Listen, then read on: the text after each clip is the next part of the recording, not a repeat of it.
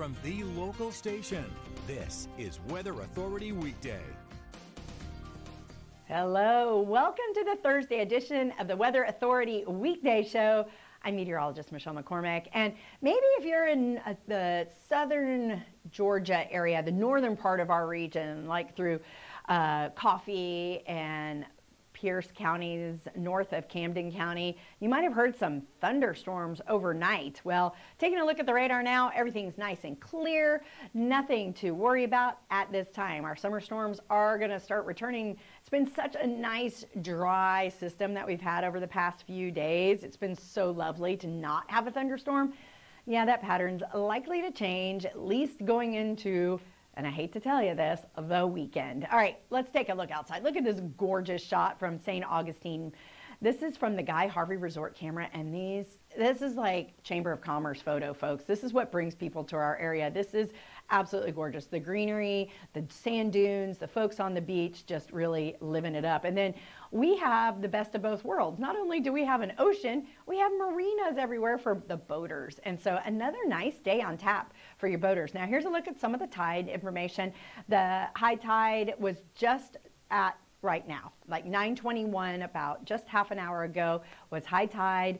And then low tide with plenty of sand, middle of the afternoon. Couldn't pick a perfect time, more perfect time for low tide. And then for the river traffic coming up at 11:32 at the Main Street Bridge. But there is a moderate rip current risk. Our winds continue to be out of the southeast, bringing in those rip current risks, and it is moderate. So even strong swimmers can get swept away in a rip current. If you don't know what a rip current is, it's when it takes you out, away from shore.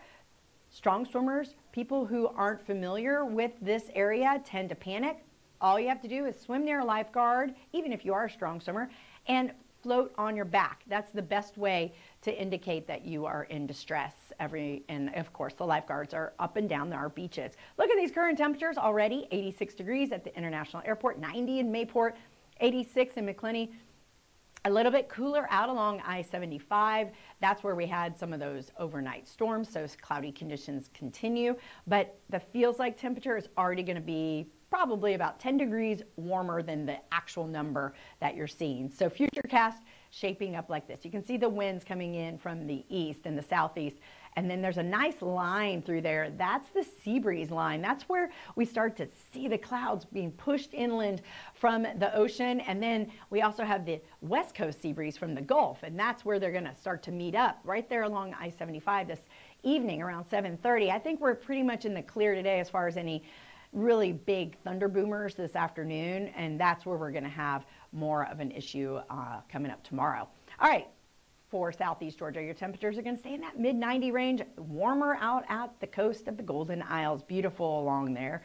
And then again, our coast here staying in the upper 80s, low 90s, and then 92 for our high in Jacksonville. Yesterday we hit 94.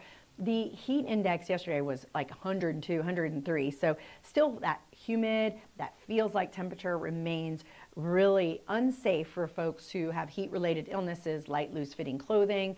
Definitely wear your, stay hydrated, wear your sunscreen, and always check your back seat for vulnerable adults, pets, children. Never, ever, any should be left in the back seat of a car.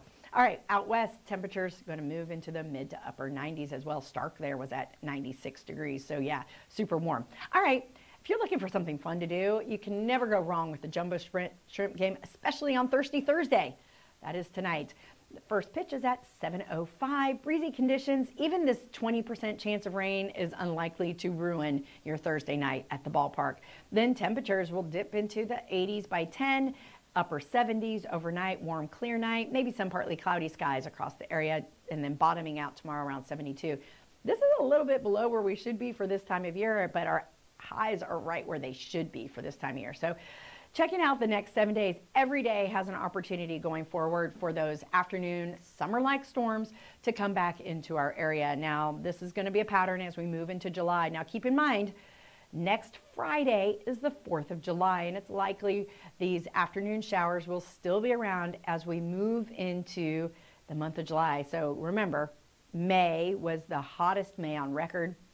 I haven't seen the spring numbers yet, but I'm guessing spring was one of the hottest, if not the hottest, on record for Jacksonville, and all of our records come out of the International Airport. Keep in mind also, we've had numerous days, over 40, we might be at 45 days since January 1st, 2025, of high temperatures at or above 90 degrees. So the average for a year is around 80. I think the most we've ever had is 114 in a year. So right now we're over 45, and I mean, we are on track. It's only July almost next week to be, again, have numerous days over 50 at least of 90-degree or more weather. All right, so that's your expanded forecast this morning for the Weather Authority Weekday Show. Coming back, we're going to be talking about waterspouts. We're going to be talking about the Atlantic hurricane season, and we're going to be talking about space. Oh my, so much to cover. We'll be right back. Stick around. Back to the Weather Authority Weekday Show. I am meteorologist Michelle McCormick. Good to be with you on a Thursday. Can you believe it? It's the last weekend of June coming up. All right, so I have to tell you, this past Sunday, I was watching the Tampa Bay Rays game.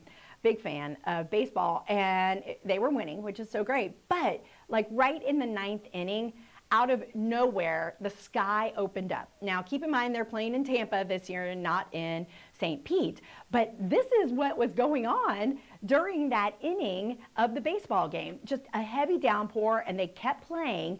And then they called the game, or they took a break because they had lightning. And of course, when you have lightning, you have to clear the stands and cover the field and all that good stuff. But these are waterspouts out of Bradenton. I mean, how cool is that? Caitlin, can we take that full screen? Because that is just so amazing to watch if we can get that video. Look at that.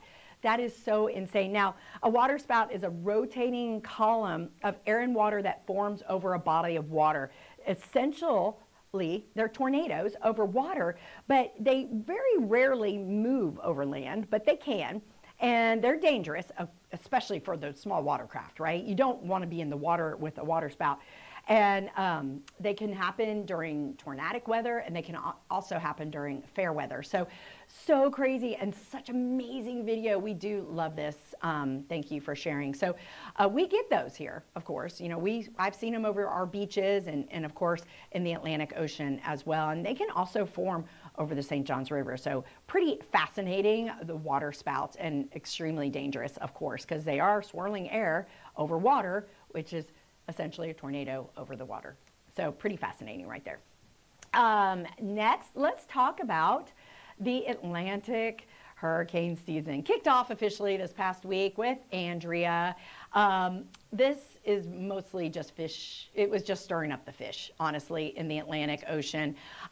We watched this form rather quickly. It's pretty much on track for a June named storm. It had the winds for a very short amount of time to be classified as a tropical storm. So now we've officially had Andrea now in the books. The next one I want to say is Barry. I could be wrong. Maybe it's Bernardo. No, I think it might be Barry. Anyway, I'll look it up and let you know tomorrow. But otherwise, it's gone, and there's nothing else in the tropics to talk about. So that's great news. We don't want to spend our time, too much time, talking about nothing happening in the tropics, because that's how we prefer it. We're going to keep it that way. Knock on wood. All right, very cool. You know, we have all these space launches that happen all the time along our coast. We're lucky that we can sometimes see launches that come out of Cape Canaveral, but this one is really unique. So the 4th private astronaut mission to the International Space Station, Thursday morning, the SpaceX Dragon docked onto the orbiting lab, the ISS, and earlier this month, NASA announced it was delaying the mission due to concerns about a possible leak on the ISS. The leak is nothing new, but air has been seeping out of a Russia-controlled module for years. But recent efforts to fix it may have caused bigger problems, and now officials are concerned the ISS might not have enough air, which is scary, but folks are already up there, and I believe they are from, Caitlin, help me out with this, India.